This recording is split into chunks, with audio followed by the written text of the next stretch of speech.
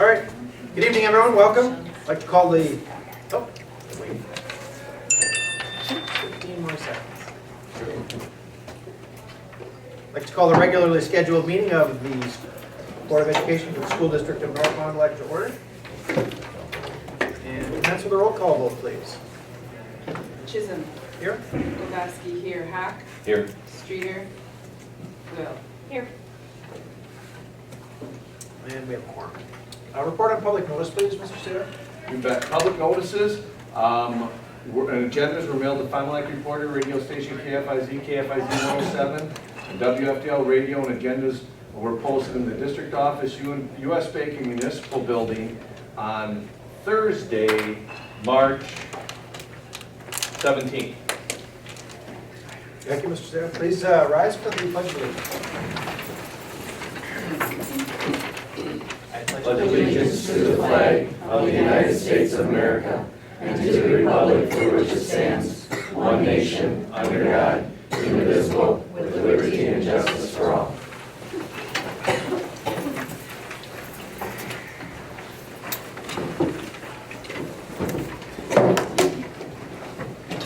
Minutes were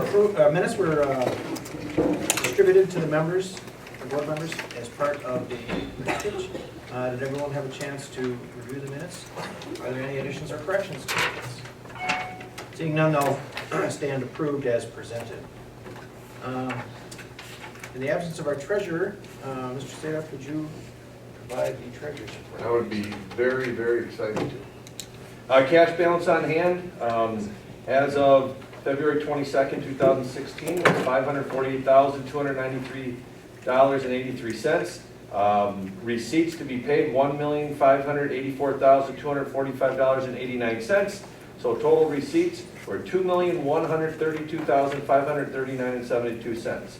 Expenditures were $1,503,064.58. And cash balance on hand as of March 21st, 2016, $629,475.14. And then I had also in the board packet there were bills that were attached in the amount of $1,140,268.10. And at this time, that's the motion is to approve those bills. Okay, so the bills to be, the expenditures to be approved. First of all, are there any questions in regards to? Oh, yes, I had one. I don't know what page it's on, but it was for Eric Larson, PDP office hours. I wasn't quite sure. Yeah, every year what we did is we used to go through CISA 6 and now we use Eric Larson, and what that is our staff continually has to update their licensures. So we provide one, 2 times, one in the fall and one in the spring for Eric Larson now, who used to be the CISA 6 curriculum and instruction kind of director. He comes in for the day, meets with people about national teacher certification, the PDB process, and it's a service that we provide to our staff so that they can take care of those things here. Okay. PDP is personal development Plan, yes. Thank you. Anything else? If not, I'd entertain a motion that we approve the bills that were presented. So moved. Second. Very good. Roll call vote, please. Hack. Yes. Kowalski, yes. Chisholm. Yes. Will. Yes. All right, thank you. Next on the agenda, item G, clerk's report. Any correspondence or donations? Yes. Yeah. Somewhere.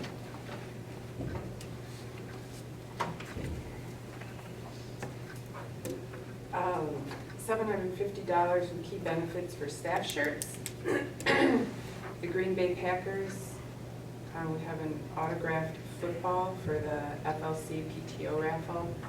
And the Fond du Lac Area Foundation, $850 for ALC art projects. Very nice.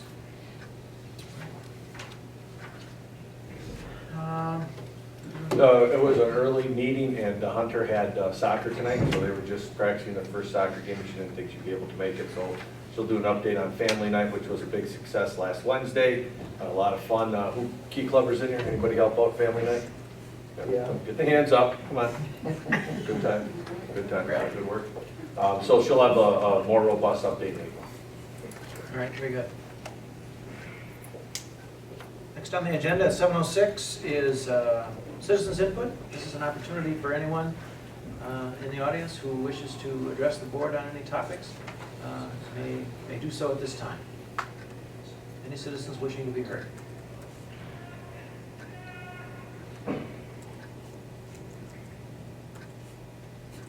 Hearing none, I will close the citizens input portion of the meeting at 7:07. Next on the agenda, item J, superintendent's report. Thanks a lot. Take it away. Great opportunity. So remember, we looked at our art, youth art month, and Alice Zachis, 6 people were nominated regionally, 4 went to state. Of those 4, we have one person here, Gracie, who wasn't able to come in February, right? But was here. And could you tell them what place that yours took at state? On 4th. 4th overall. She was 3 away from getting a paid trip to go to New York. Yeah, so. Gracie, do you mind going up and pointing out to them your art? This was, I kind of made a little bit, hopefully you could find it. And that was in Madison, from where it was displayed right in the Capitol Road. Tanya, can you tell us a little bit about that awesome artwork? Mrs. Akis said we had to do a little lamb, and so I picked one that was like happy, so I just did that one. And I really got inspired by her because she's a really good art teacher. Mrs. Akis? Oh, cool. Well, excellent. So how much do you like art? Is it your favorite, or? Mm-hmm. Yeah? Besides math. Besides math? Very cool. Very cool. Big smile. All right. Well, thank you very much for coming, and thank you guys very much for coming. All right. Cool. Great work. Yeah, so that's exciting. I think that's we've never had a student finish that high up. And actually, those top 4 were recognized, and then one of those 4 got an all-expensive paid trip to New York to represent the state. So you're close. You still got some years ahead of you, so maybe you're going to get that soon. So cool. Excellent. Excellent. Well, at this time, what we do is we have an opportunity for our recognition of Winter All-Conference athletes, and we have some of the we have wrestling coaches here. We also have Mr. Mike McDowell, our athletic director, who can give us a little recap on our athletic seasons, and we have some really exciting news too. We're seeing a change in some personnel, and I think we got some people that we're going to recommend to the board that will help to take where we're at right now and even take us further in our sports. So at this time, what I'll do is I'll turn it over to Mr. McDowell, and then he can talk a little bit about the sports and introduce the all-conference personnel. All right, I was told I had 70 minutes. Seconds. 70 minutes to talk. All right. When you take a look at winter athletics, it encompasses, for a lot of people, they've been involved in other activities. You could say year-round, but we're taking a look at November for most of them and running them all the way through March. It's in the heart of the wintertime, and you want to put that just back up the way you had it, and then we'll go through everything else. Heart of the winter, blow it up a little bit there too for me, like we had it before. I don't know why you went and changed it. That's why it's 70 minutes. Just don't fiddle with what's working here. Okay, there you go. Now I don't even need my cheaters.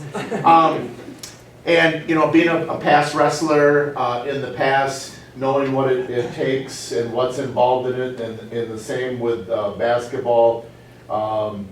It encompasses quite a bit, and we have a hockey player as well. We have hockey as well that we do offer here in our co-op with the Springs, and it's a long season. It's a long winter season for many of them playing. Whether it be basketball 2 nights a week, sometimes 3 nights a week, with wrestling the same way, and then on the weekends all night long. And so I'd like to introduce and recognize. We have 9. One more than last year as high school students who have been recognized as all conference athletes. And what ends up happening, based on how we finish the conference, and that has changed dramatically. In the past, you could recognize as many as you wanted to. So based on your conference standings, you're allotted X amount of athletes that you're able to put up for all conference awards. And then based on the other coaches voting in the conference will be the determination whether it's first team, second team, or honorable mention. And so with that, all of the coaches get together at a pre-described, predetermined time of the year, and they'll meet and then have this voting process taking place. So Noah Gable, first team all conference in wrestling. In wrestling, we'll hold our applause until later, thank you.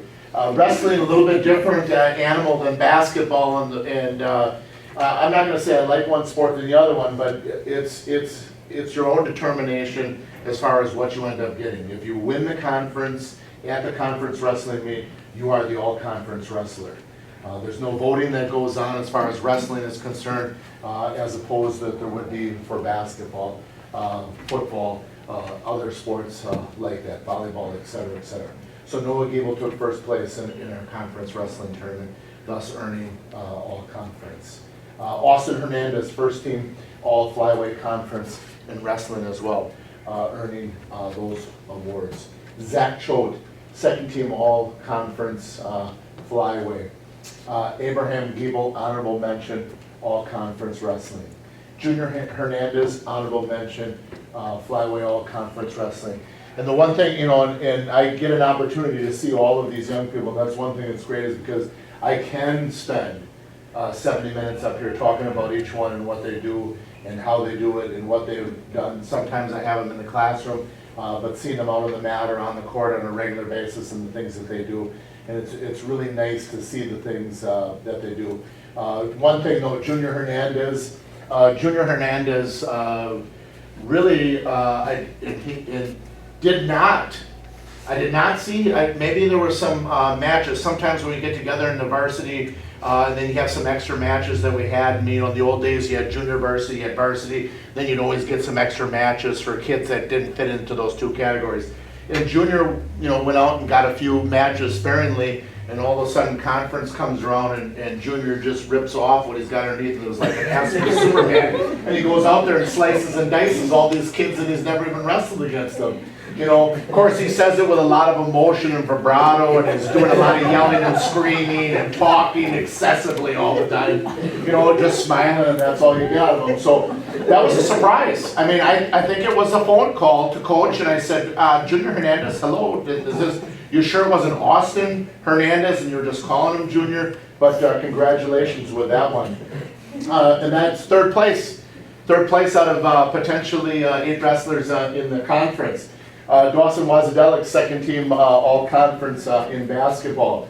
You know, a nice opportunity to have Dawson in class as well this year. And given an opportunity with Dawson and the rest of the team, you know, the sky's going to be the limit for the boys in basketball. Brandon Morris, second team all-conference in basketball. Those 3 start rocking and they start getting knocked down with Brandon Morris. Kayla Dool. Yes, I know. My bad. Okay, I didn't know, maybe I was calling her the wrong name. As a young person playing inside in some of the post patterns, post positions, see I still pick up some of that stuff too. Does an excellent job in there, very fluent to the basket, has some nice moves.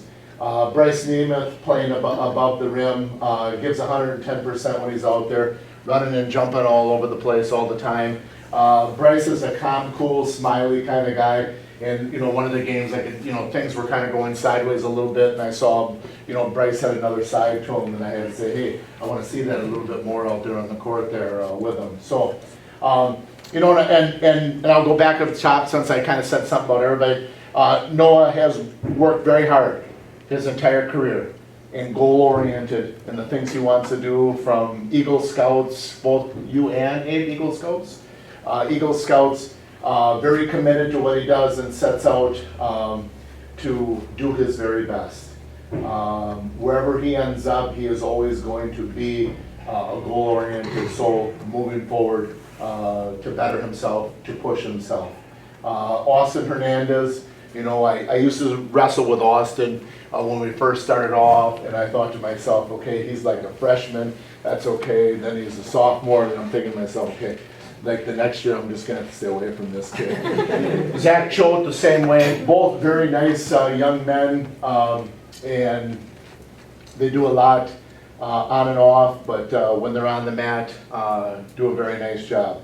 These are two that I will see make a push to be dragging coach back to state, as will be other participants, and putting their self together.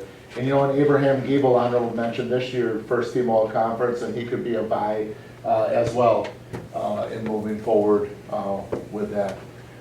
It was a great opportunity, and if you ever get it, to see kids in action and to see what they can do working together. In large part, it's not about, you know, the first team, second team, honorable mention, and those are great accolades, but it's the things, the dynamics, the being able to work together as a team and being able to problem solve and set goals and work at those goals and to be able to obtain those goals.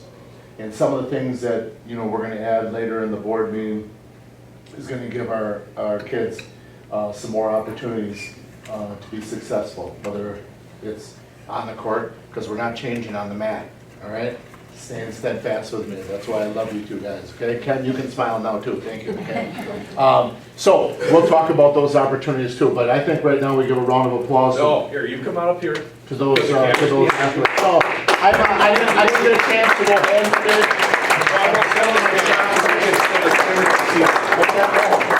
So first off, Noah, stand up, get up there, senior, let's give him a hand, wave this out.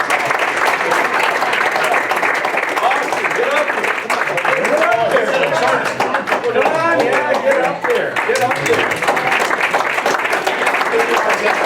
Come on up there, yeah, look at the camera, right, next year. Yeah, get on up there, get on up there. He's gonna go work out after. All right, Abraham, get up there. Come on, squeeze that in. All right, Junior, get up here. Oh, look at the tie and everything. Smooth, man. He was back there talking the entire time. All right, get up here. Dawson Wadzadelic. All right, basketball.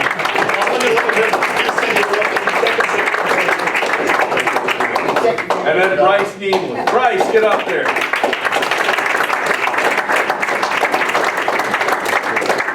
All right, excellent, excellent. Thank you guys, and also to the parents for hauling them around all the time and being there. Great job, and also coaches. We got. Do you have anything that you'd like to share about the wrestling season, Coach? I think Mike said more than I would have. It was a great season. They did a nice job in having 5 all-conferences, the most we've ever had. And one of our best starts, you know, 3-0, 3-0. We were 3-0 to start And the conference year. right off the bat. You know, when you take a look at, you know, 1 or 2 more kids in a weight class, and that makes a difference, you know, for a couple of more wins. So very successful, and that success is going to continue. And as, you know, just like anything else, is once you see that and other kids see that, you know, you end up, you know, with other people wanting to be part of something good like that. So continue to be good ambassadors, not only for your school, for the sports in which you represent as well.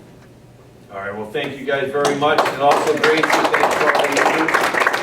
All right, this is your opportunity. If you'd like to stay around for the rest of the meeting, you're more than welcome to. But we will stop and be quiet for a few seconds if people would like to move on to the next parts of their evening. See you guys. Thank you.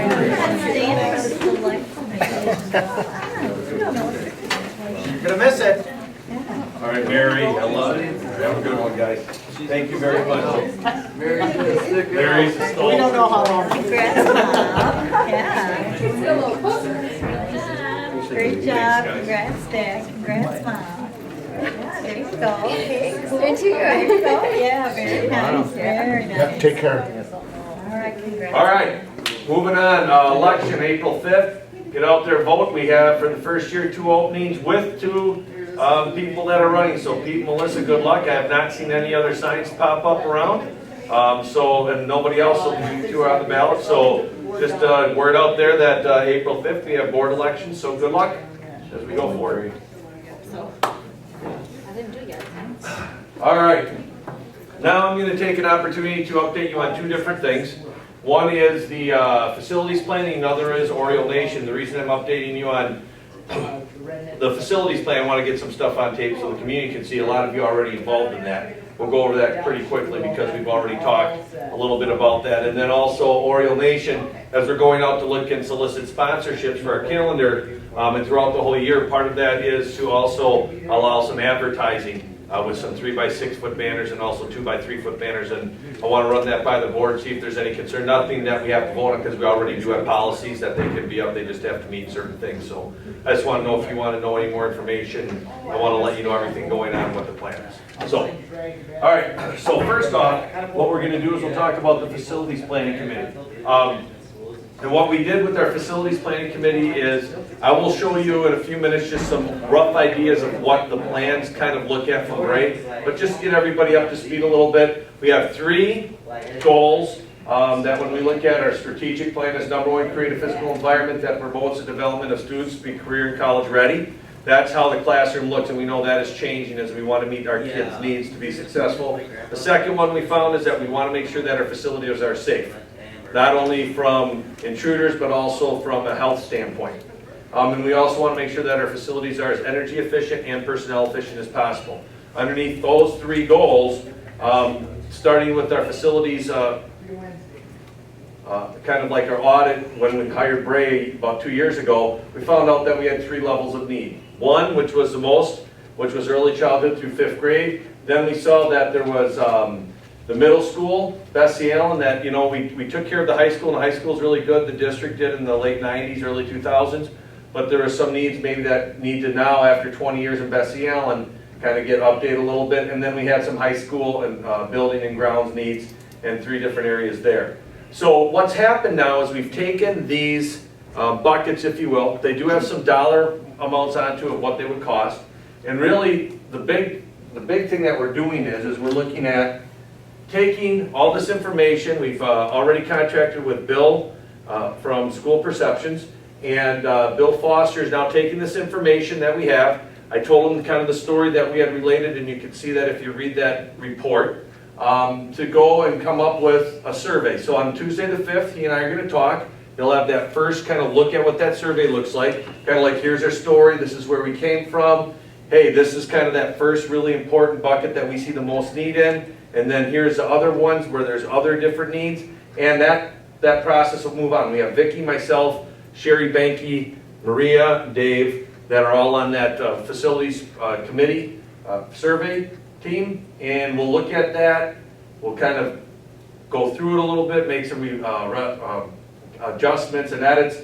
And then in early May, we'll get the full committee back, kind of vet it out, make sure it says what we want it to say. The idea then is in September of next year, or this coming September, really roll it out, get that survey out there, and then get the data back by October, late September, early October. Bill will come make a presentation. At that time, we're going to see kind of what the district, what our constituents are seeing. And then that will help us to say, okay, now we have our plan. The main goal of this is develop this long-range plan for our facilities, not for now, but for 20, 30, 40 years down the road. And then based on what the community says, with the horseman referendum going to be paid off in 2018, also if we want to take a chunk of this and get it done sooner than later, what that tolerance of cost would be. At that time, what I'm recommending is we're going to find out, is there some reason or is there some consensus that going to a referendum, what those questions would look like for April of 2017. And if we find that through the survey, then what we'll do is I'll recommend to the board that in our November board meeting, we come up with what those questions would be, and then we go through the process of going out and educating. So that's kind of where we're at right now as far as our plan. And I want to thank everybody that's been part of this. It's been an arduous task, but I think we're at a lot better place now than where we were before, and we have some pretty good ideas. And just, I know that sometimes this is kind of some of the fun stuff, but just kind of give an idea overall of what we're kind of looking like. And when we looked at those 3 goals, the learning environment, safety, and then also staff efficiencies, kind of right now, this is kind of what the recommended plan for early childhood through 5th grade. There's 2 different parts to it. We are growing like crazy.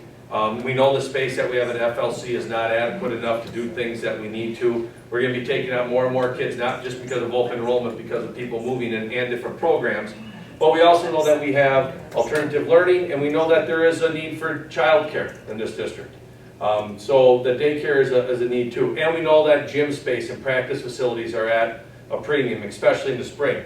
So this is just kind of the first idea that, we'll kind of see what people believe in. But take ELC, this is the oldest part here. When I was driving by, they have some really neat stones that have NFDL. I don't know if you've seen it if you drive by ELCs. There's some neat things that could save, but the idea would be to raise all of the older part, take this right here, this is old ELC gym, and make it kind of just into a standalone area where it could actually have like turf inside and then drop down batting cages. So this could be an indoor practice facility for in the spring, and also indoor for daycare, and also school indoor during the day for when it's crummy outside. So, and also to take away from shot puts and baseballs and softballs banging up our other gyms.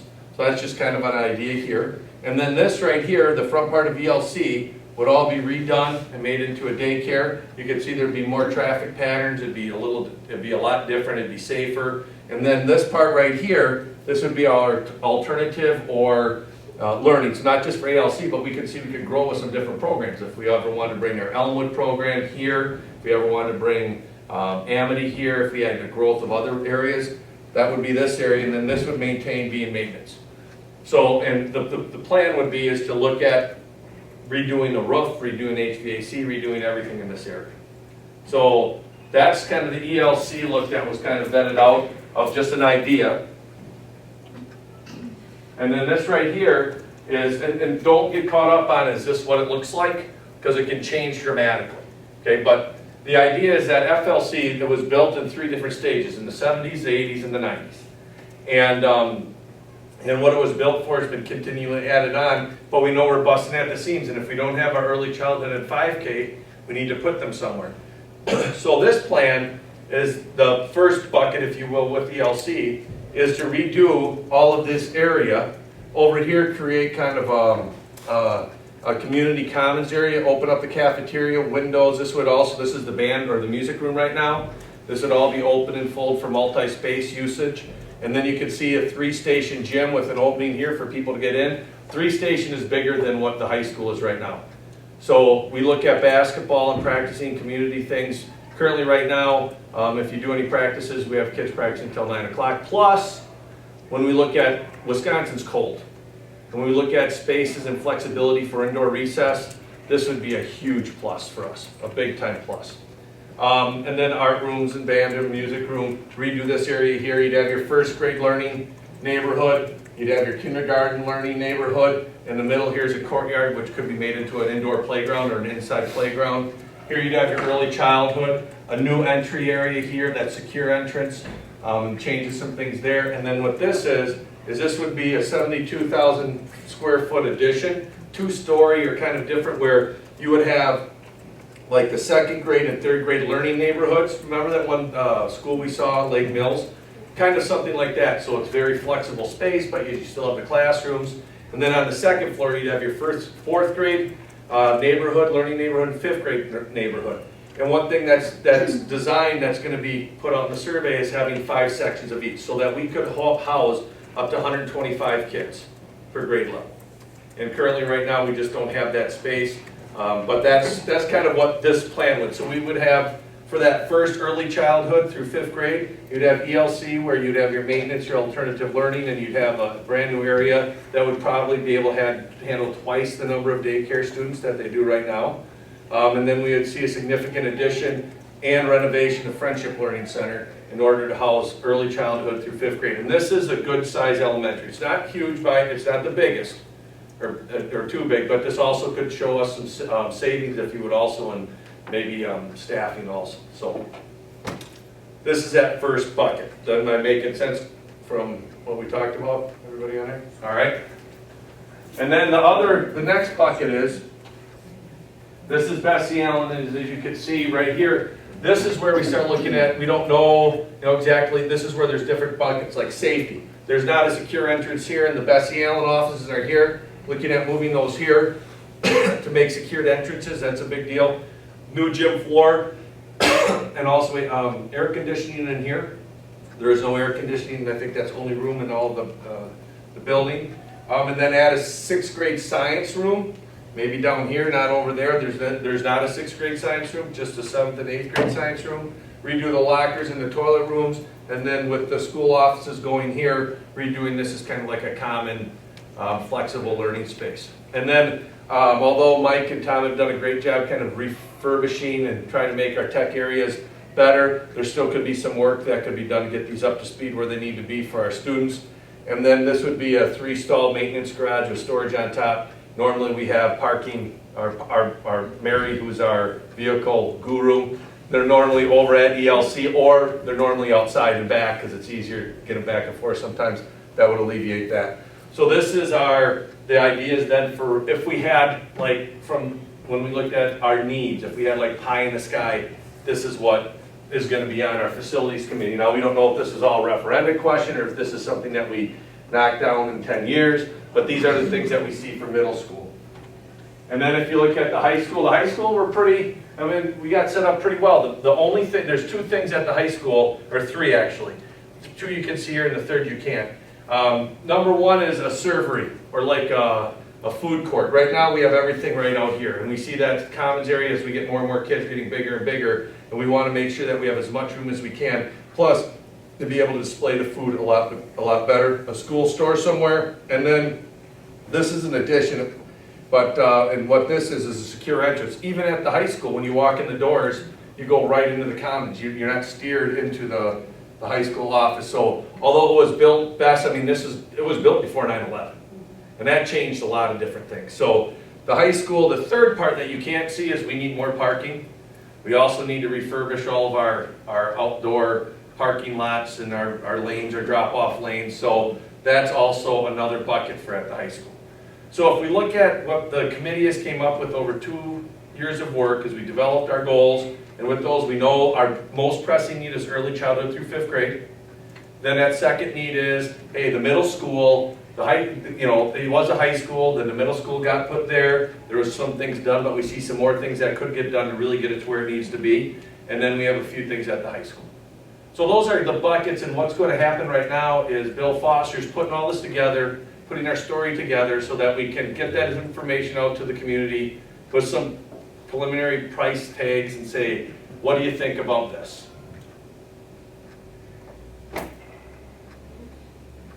Good? All right. Anybody got any questions? All right. So, and I think our timing's going to be good on that. And there is no real rush. We just want to make sure that we get it done. We're going to get our plan going, and then we think from a pragmatic standpoint, if we did a survey now and not go to anything until next April, you got that lag time. So the goal would be get the survey, get that stuff together. If we did see this need, get an architect and start getting these ideas going. So we got a good spot. We'll make it good, and then we'll move forward. All right, the next part. I bring this up, and I'll go really quick at this, and I'll share more with some of you if you do want to be donors or if you have ideas. But what we're doing with Oriole Nation is our goal is to raise $70,000 a year. And one of the main ways we're going to do that is by selling one thing, which is a calendar raffle. And then the other thing is we work Walleye Weekend, we have the Oriole Open, we have concessions, we have other things that together we really believe that if we do this right, we can raise about $70,000, and that supports everything from music to sports to the classes to elementary programs, everything. So one of the big things as we put it together, how we're going to go about doing this is this calendar raffle. And our idea is to get 1,000 of them made, and of those 1,000 made, they'll cost $30, and then people can win money, $15 a day, some big days up to $300. But you get your calendar, and then in the calendar, this is how things all tie together, is that on each page, like it'll start August and go all the way through July, but like in August, you'll have maybe boys football, maybe soccer, boys soccer, and other pictures of the clubs and things that we do. And then in here, on the dates, it'll actually have our school calendar too. So it'll have information in there also. Then what we're doing is we're selling sponsorships to Oriole Nation, where we're looking for 12 large sponsors of $1,500, 12 sponsors of $1,000, and 24 sponsors of $500. And how they get recognized is the large sponsors will get their big ad across the bottom. And then if you're a smaller, $1,000, you get a smaller one here, and then the 500 ones here and here. So this calendar raffle actually serves three things. It's three different products. Number one, it's a calendar raffle, so you can win money there, okay? Number two, it's a vehicle to share information about the school, so you get that also there. And then number three, we're also allowing to put coupons in the back of the calendar, so you know those cards that you get, that you might have 19 in your wallet or purse and you never use. We're going to get away from selling cards, and we're going to say to our sponsors as we go out, hey, would you like to have a coupon on there for $10 off, or buy one, get one free or something? And then it would have an Oriole on the back, Oriole Nation, so they can track it. So what we're trying to do is let this be a vehicle to help get our sponsors' information out to people, get our school information out to people, and also be something that can be a huge publicity thing for our club and our schools. So, now why I bring this all to you is this right up here. So, the fundraiser information, and currently right now there's about 5 of us that are working on this. We hope to get this done within a month. And what it is this, as you can see, this is Oriole Nation Booster Club, our partner invitation. What our goals are is to have great programs for our kids. Then the other goals are we want to bring high quality exposure at events and fundraisers to our partners. We want to coordinate and ask one time. Many of you who have businesses or have been in the fundraising thing, you get asked like 20, 30 times. One time, you get something put up in your wherever you're at, and that's it. And then we use those funds throughout the year. And then we want to steer business to our sponsors also. We want our sponsors to have really good recognition and have people know how kind they are so that we can steer usage to them also. So this is that first page, and then here is where it comes a little bit more of why I bring it to the board to share with you today. As we look at our gold, our silver, and our bronze level sponsorships, when we go to the community groups, like for instance Harlem Business Systems, they're on board to be a $1,500 sponsor. We have a lot of business with them, and they said that they'd help us out. So what would happen is that there'd be a 6-foot by 3-foot banner made, hoppers, we've talked to them, they've given us some great prices, where it would be during the fall, it could be either in the gym for volleyball, it could be outside at the football field, soccer field for that. If they wanted both, they could buy an extra one. Okay? And then in the winter, it will be inside, we'd run some wires and stuff, and we're thinking probably behind the basket where the scoreboard is, the largest scoreboard, and we could put them up back there. And then in the spring, they'd be outside. So if your goal level, you get a 6-foot by 3-foot venue banner, calendar raffle, big advertiser, which I showed you. We're going to make our own program sheets. You know, the Optimists had made those where they have all the different things on the back. Well, you'll get one of those. You'll get your logo and information on that.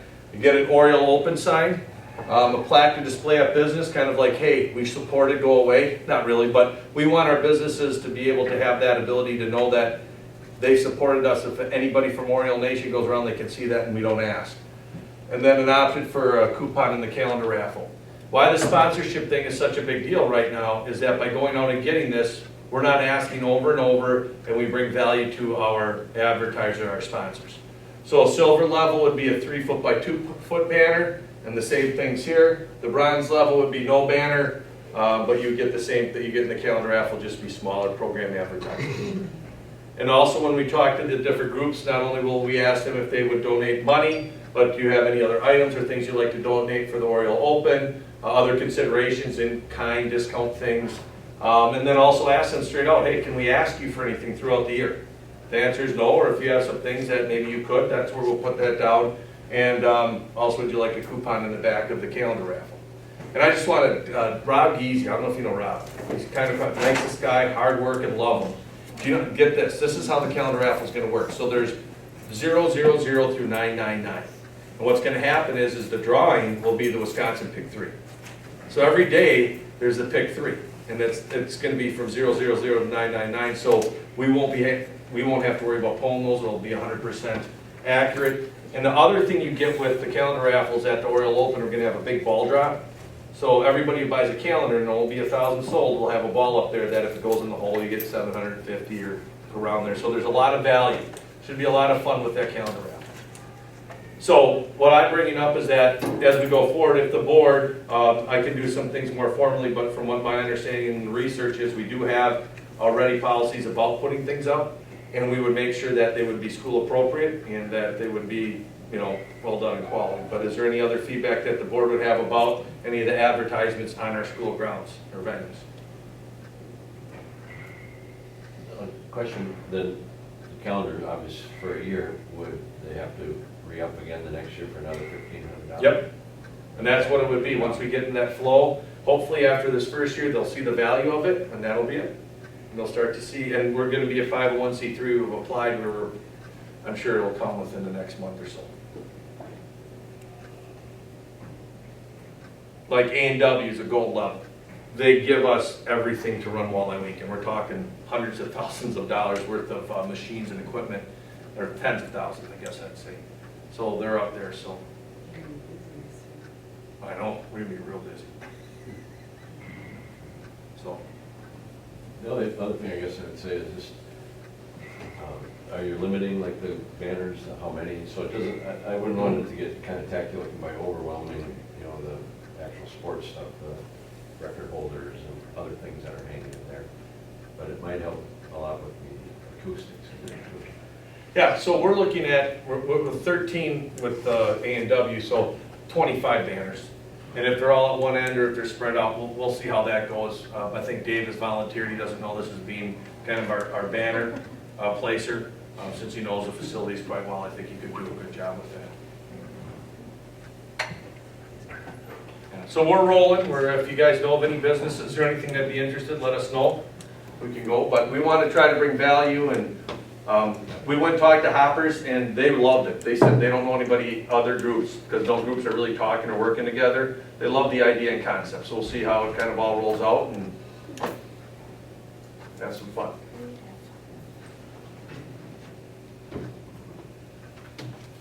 Anybody have any questions on that? All righty then.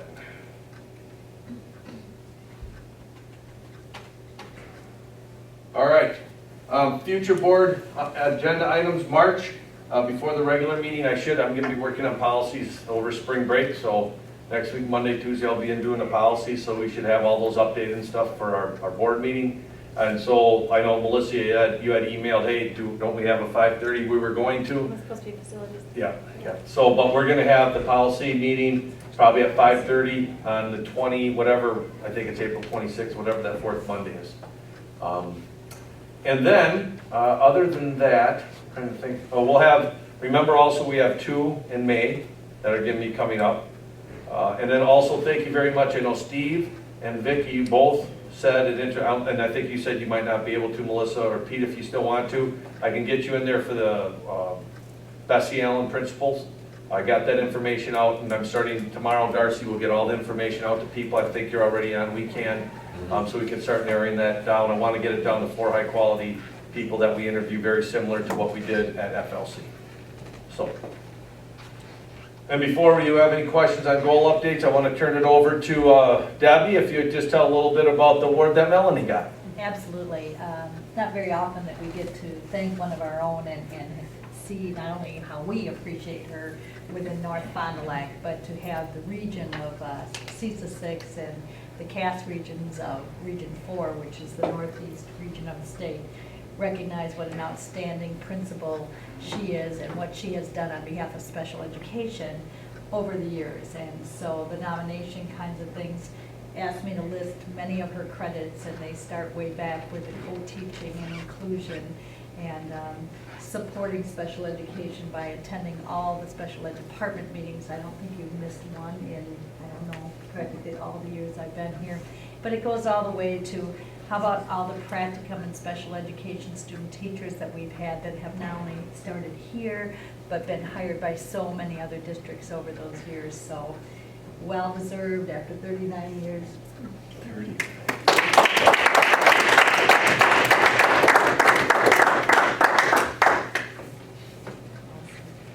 Cool.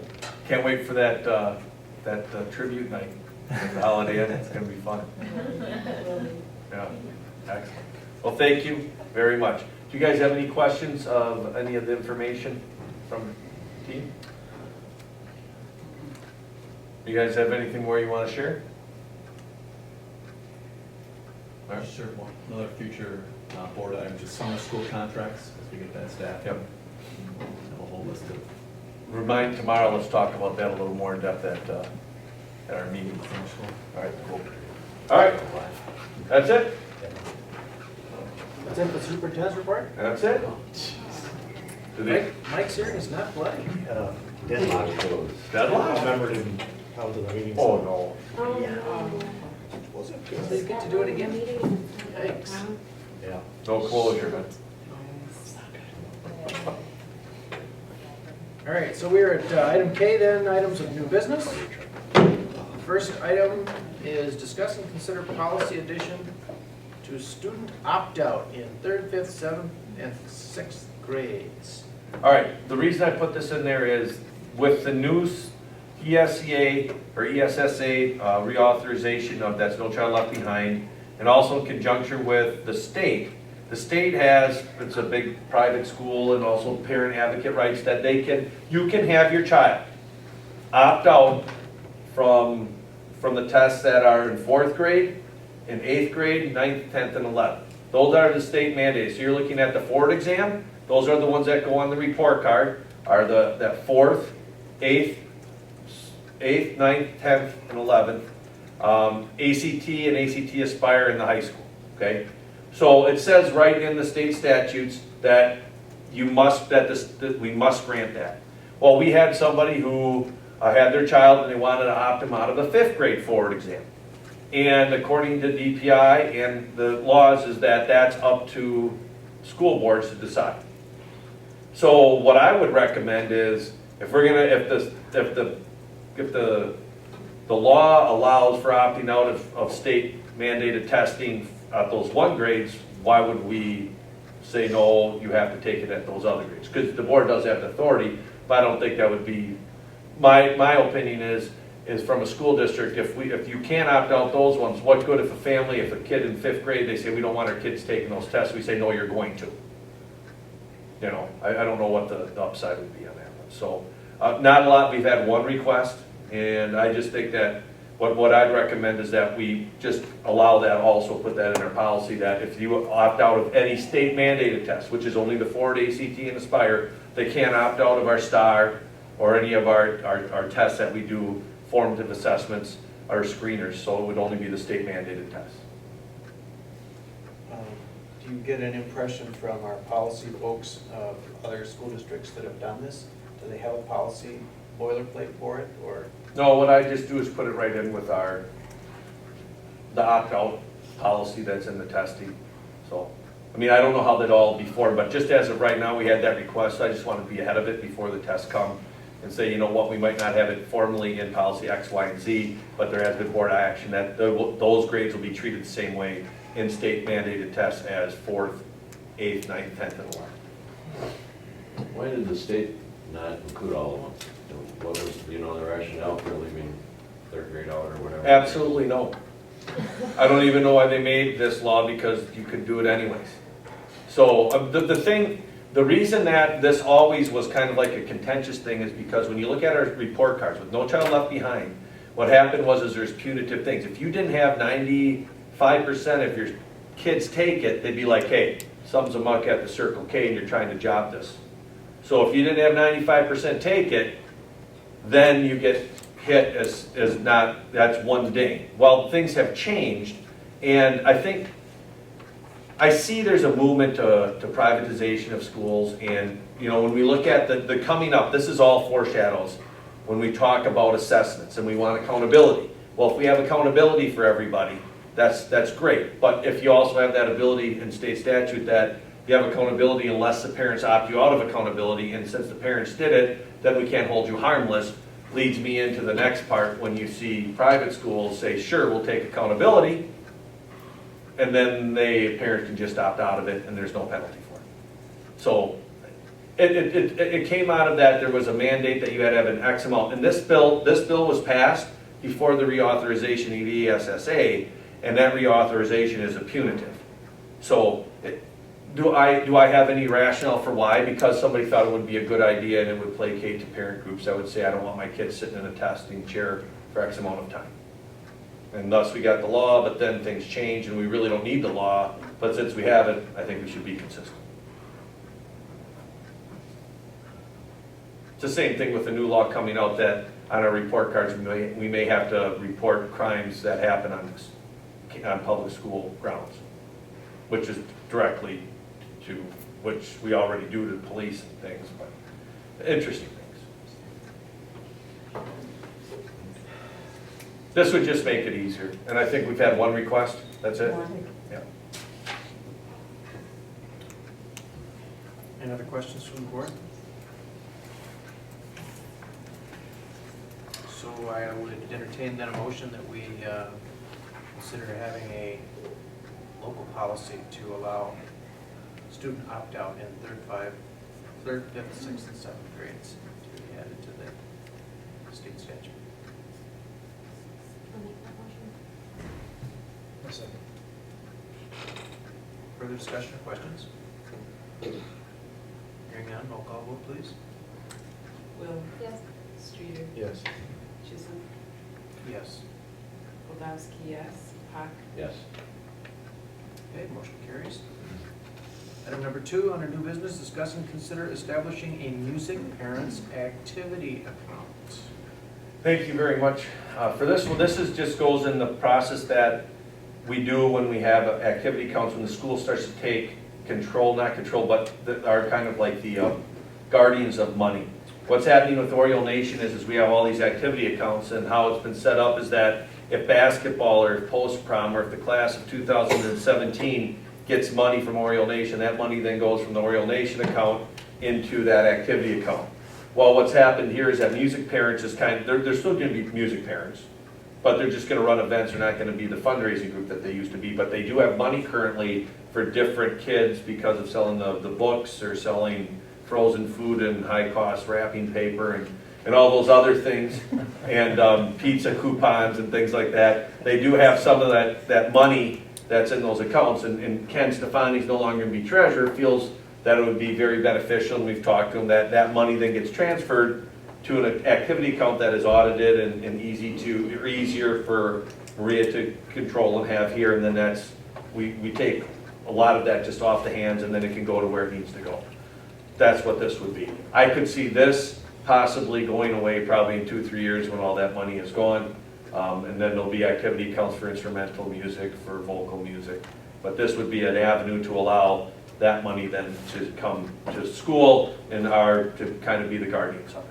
So music parents is gonna quit maintaining their own individual. Correct. Banking account. Yep. Questions or discussion from the board? I'll entertain a motion that we establish a music parents activity account. I'll second. You gonna make the motion, or you just not second? What? I was entertaining the motion. I was entertaining. He was wants to second. I was second. entertaining. I was trying to want to, which I can't do. All right, it's been moved and seconded to establish a music parents activity account. Roll call vote, please. Hawk, Yes. Goldowski, yes. Chisholm, Yes. Streeter, Yes. Will, Next, discuss and consider resignations. Quite a few. Something in the water. yeah. I think it's just a perfect storm. I will, Zach Rook, for a long time, strength and conditioning has been his passion. He's have written many letters of recommendation for him, lower level colleges, et cetera, et cetera. And he's had an opportunity to go back to school to get his master's in strength and conditioning, received a master's program from the University of Minnesota.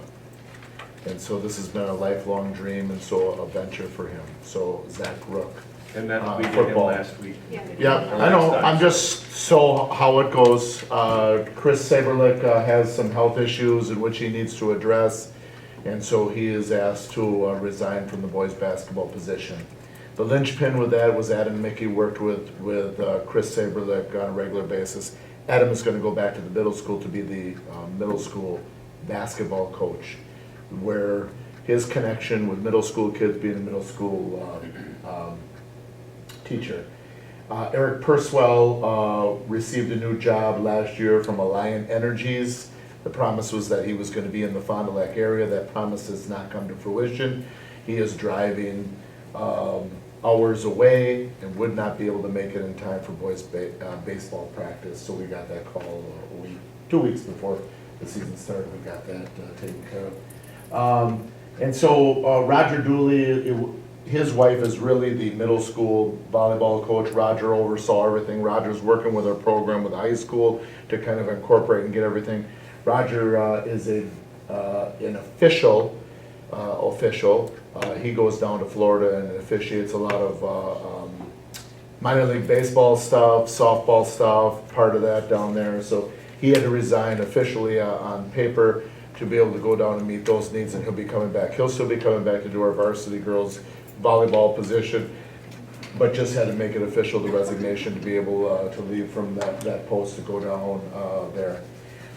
So, no rhyme or reason, nothing in the water. And so things happen, and sometimes, things happen for a reason. And so we had the luxury and an opportunity to do some interviews. We picked up Bradley Behringer for the boys varsity baseball coach. Just a quick litmus test. Kids love him. Coaches who are still contracted with us enjoy him immensely. And, first and foremost, parent approval on the hiring with him as well. And I'll let Aaron talk about, we were able to hire a boys varsity basketball position.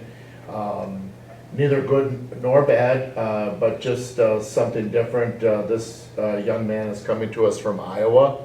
He and his family, his wife is the Lawrence University athletic director. They're coming from Buena Vista, where she was the athletic director there. He actually saw the posting of Chris's resignation on WIS Sports, came in, did about a 2-hour tour with Samantha Freeman, and then I sent him on his way. He was going back. We brought him back for a formal interview. I interviewed other people. Upon calling to the Alta Aurelio in Iowa, the high school there, the principal was upset he was leaving because his son was going to be a 9th grader next year and be on the basketball team. The superintendent said, he gets the kids to play above and beyond. They had average athletic ability, and he brought them way beyond where he felt their playing level was supposed to be. When I called, and you get the support staff, and it's not often that you get the support staff that gives unsolicited responses. When I introduced myself and the reason why I'm calling, and it's, well, if it were up to me, he wouldn't be leaving, or, pretty much you're stupid if you don't hire him. And that was from the superintendent, from the principal, not only his ability as a coach, but also high regards to him as an educator as well. He's only being hired for the basketball position at this time, and we'll look to settle in the district. Right now, they're going to be renting. They have 2 small children. They really like our community. Probably picking, a place in between. In Oshkosh area, Maria has agreed to loan out to help them out if they would ask some questions about that. So, and I know I'm jumping around. I'll let you feather out there, but I didn't get enough time to talk before. John Steckbacher was a nice opportunity for us, and it fell in our lap for girls JV softball. I guess all I can say. I'm missing girls. And so he's coming to us. He is the basketball coach at Horicon. Did a very nice job with the JV girls at Horicon. We checked, letters of recommendation, things like that. In fact, I got an email from tonight just saying how much he enjoys, coaching the softball team. So John will be able to be with us unabated. He has the opportunity to be here on a regular basis with that. John has done an extensive amount of officiating in the past, knows the game, and working with Kim and Coral will be a great matchup. And so we do have some additions. We're nearing the next big hurdle is football. So you say it's in the water, and and I get within 3 weeks, 4 high school varsity coaching positions of resignation, and, a little bit of time at Dynamic Chiropractic, and I'm feeling better now. I'm feeling better now. For a while there, it didn't seem, there was a snowball effect that took place and unrelated events, but it just all kind of culminated at the same time, which adds a level of stress. But I think we're going to be, and not that any disparaging remarks against anybody that was here. Great people gave 110%, but an opportunity for some new things. I'm really excited. Yeah, it should be good, and I'll kind of vet this up. We'll go back to the one to the other and talk about Sarah Huber. I want to thank Mike. He worked very hard. He did a lot of stuff.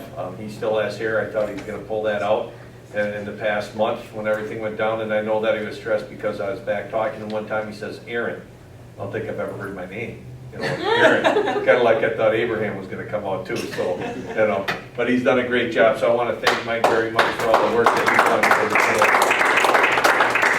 and also his kids and family, because I know that as we go through these times, there's a lot, and he's just put a lot of time in. So thank you. The only other one, so if we go back to the resignation, Sarah Huber, I put that out. Her family's moving north. That's a 50% position at the middle school, which we had reduced. It used to be full-time. We kind of did some things around, but we might have that need. I might come and recommend that as a full-time, and if that's the case, this is where Mike said maybe in the future. This gentleman's a 4th and 5th grade teacher that's a basketball coach.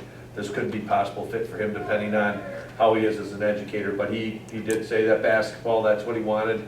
He could just focus on that, and then we could see what will pan out. So, yeah, my recommendation is to approve those 5 people, resignations, and of all of them, they're hard workers. Excited to have Roger back here, but Chris Saberlich poured his heart out, and he'll be a huge Oriole for Moses to the stands for a while. All right. Any other questions, discussion from the board?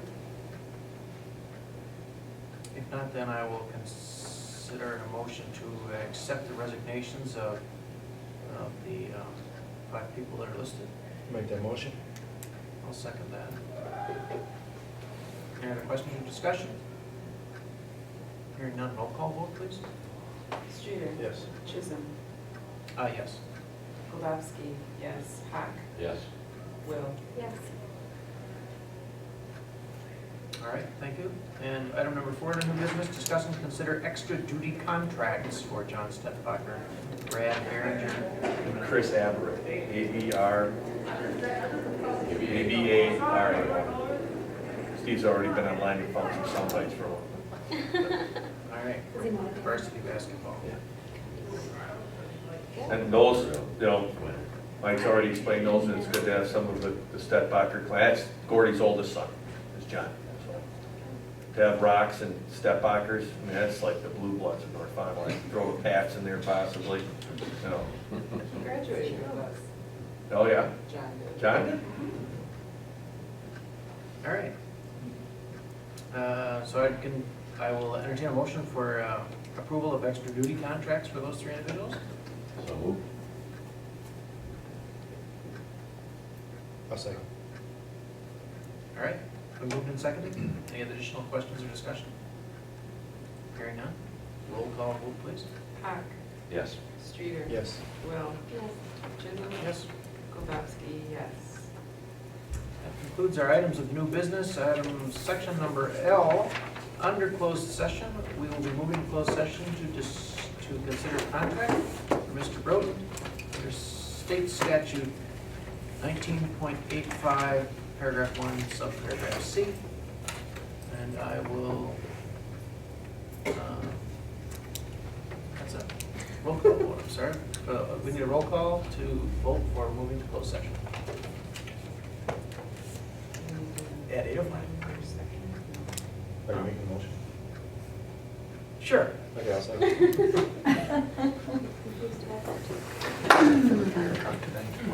So, I didn't have time.